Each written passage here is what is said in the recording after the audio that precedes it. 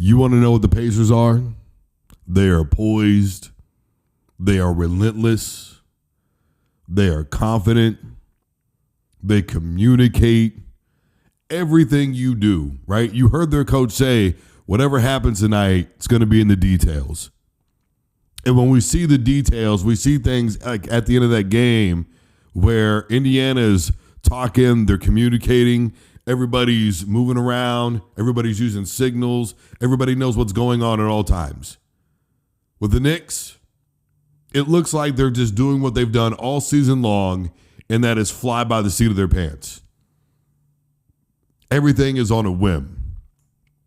Everything is, well, let's just figure this out real quick here. There's no contingency plans in place for anything.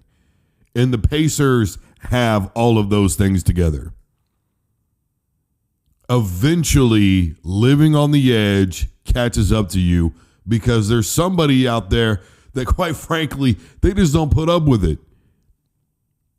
You know, you think you get to be all cute and win games in the fourth quarter all the time, and it's a lot of fun, and it's entertaining, and they got a decent record out of it, and they got all the way to the Eastern Conference Finals. But at some point, you have to be consistent. And as good as the Knicks have played in some facets of the Eastern Conference Finals, the Pacers have just been better. They've been better. They deserve the credit. They deserve the wins that they're getting. They're not stealing games in New York. They are dominating. They are taking control at the end of games. I don't want to hear about that quote-unquote lucky basket from Halliburton in game one. I said that the night that it happened. The Pacers didn't get lucky. New York blew the game. They are really showing how undisciplined they are. Jalen Brunson, jersey hold. The pass was horrible. And it begins with, again, the detail of Jalen is just chasing somebody around instead of positioning himself to begin with in the correct spot. All right, I'm going to turn around. You're going back over there. I'm just going to slide. And it's going to put me in front of you. And even if you catch it defensively, you're going to run into me, and I'm going to create a foul. Situational basketball. In the moment, who is more disciplined? Even when the Pacers made a mistake like they did right there, the Knicks made an even bigger mistake.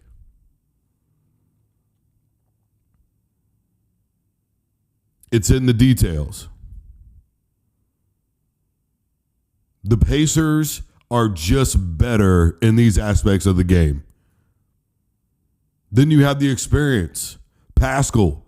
You know, it's something that I've talked about with him. Every time the Pacers win, I'm like, look, it's his experience. And when you think about what's happened with him and Buddy Hield and that whole thing, I'm 99% sure there were people out there going, really, we're doing this? Who's it working out for right now? You know, record often can reflect who a team is in the NBA playoffs. It hasn't been that way this season. It's really been all about getting hot at the right time. Sure, I guess you could say that. But for me, it's really, truly been about discipline. You stay disciplined. You stay with it. The teams that have remained disciplined, those are the teams that are winning games right now. The Oklahoma City Thunder and Indiana. And let's be honest, Indiana is just, man, it's like they don't miss. Look, man, I am a lifelong Knicks fan. Ever since I was a kid, sure, I was a Jordan fan growing up. But everybody in my generation and my age was a Jordan fan. But I was a Knicks fan. Charles Oakley, Anthony Mason, Patrick Ewing, John Starks, greatest team to never win a championship, in my opinion. Period. Had it not been for 23 and then John Starks playing really pretty subpar in the NBA Finals against the Rockets, they should have won a title, period. When MJ left, to me, even as a kid, it was like, well, it's the Knicks. This is a foregone conclusion. What are you talking about? Look, the point of what I'm saying is, I'm saying all these things as a Knicks fan.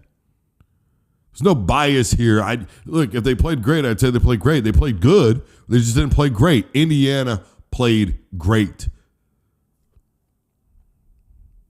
It's refreshing, not just as a ball fan, but as a Knicks fan. So it's like you're watching a team like Indiana and you go, guys, this is how we should be playing. This is how you do it right here. This is how you win these types of games. Discipline, communication.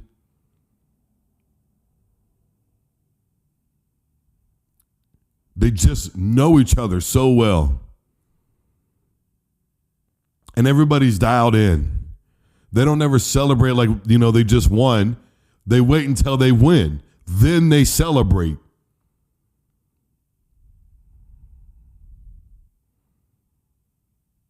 And sure, Indiana would get up, New York would come back, and it was always like, oh, New York's never really out of it.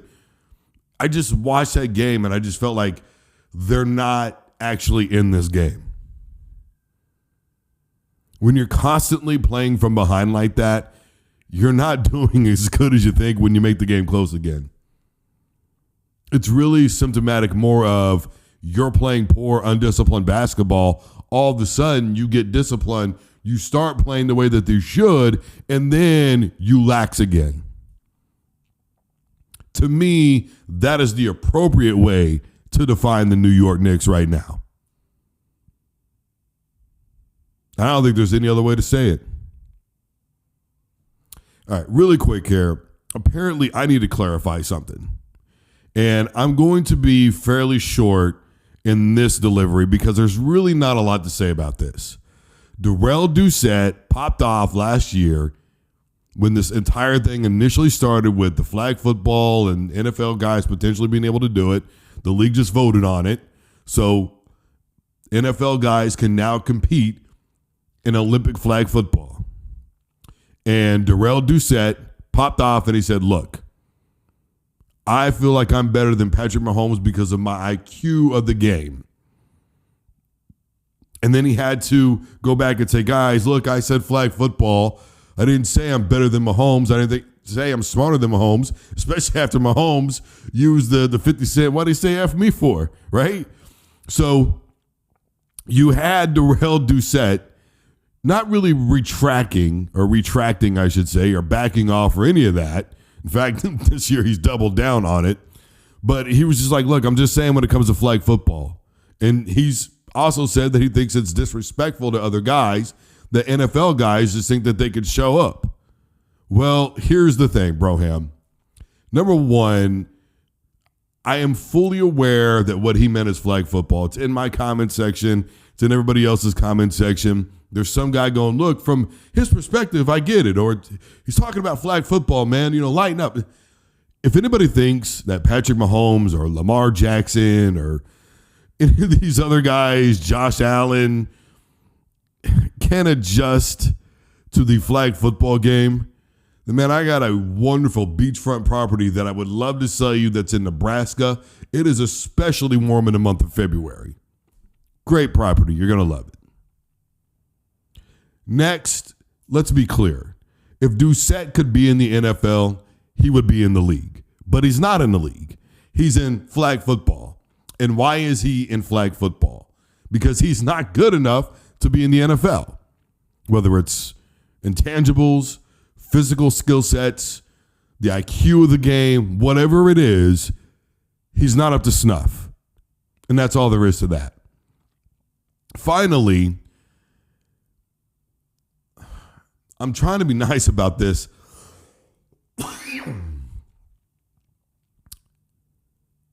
If he wants to prove that he's good enough for flag football, let's take the NFL out of the equation.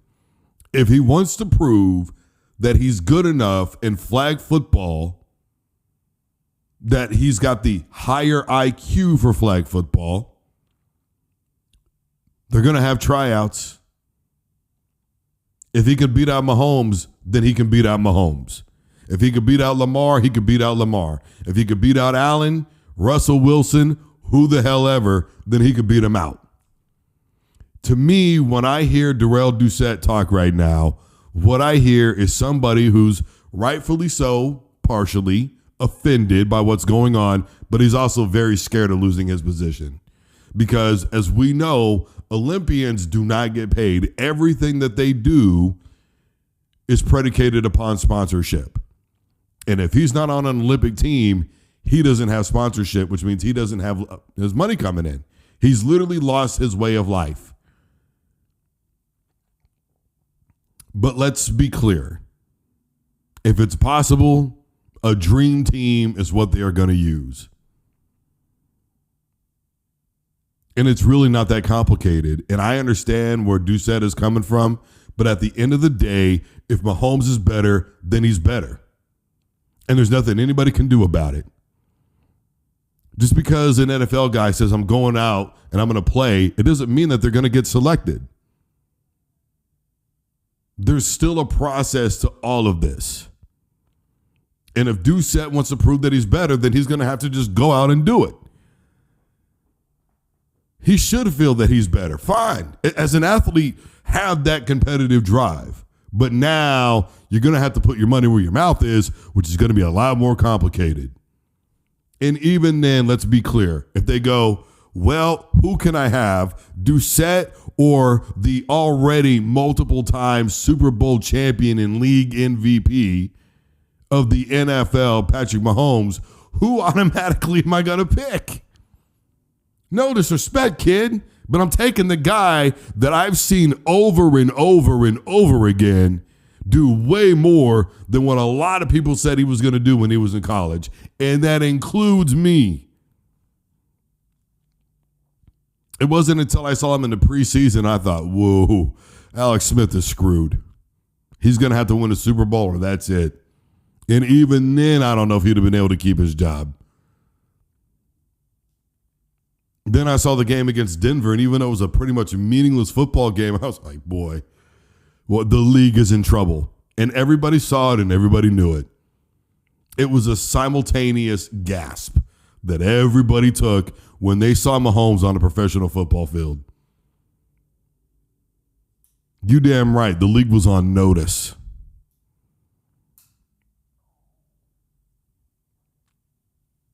Sorry, dude. Nobody's doing that for you, Doucette. Nobody. You could be mad all you want to. But at the end of the day, if there's better, they are going to take better.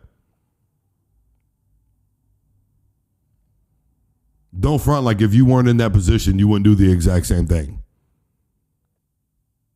Sure, sometimes there's a thing where it's just a matter of respect, right? You know, the 49ers, they almost traded John Elway for Joe Montana. But at the end of the day, Joe Walsh said, I just couldn't do it to Joe. You liked him too much. Maybe that plays a factor into it. Maybe you get lucky and something like that happens. Guy goes, man, I can't do that to DD, man. Maybe it does. Maybe it doesn't. Or maybe this is your shot. I'm just saying. All right, everybody, I am Drew Duncan. Facebook, Twitter, and Instagram is all at Drew Duncan Radio. I'm wherever you listen in the podcast. Simply tell your device to play the Drew Duncan Sports Show. TikTok and YouTube is the RL Drew Duncan, the real Drew Duncan. Everybody stay safe, take care of yourselves, and have a wonderful rest of your night and or day.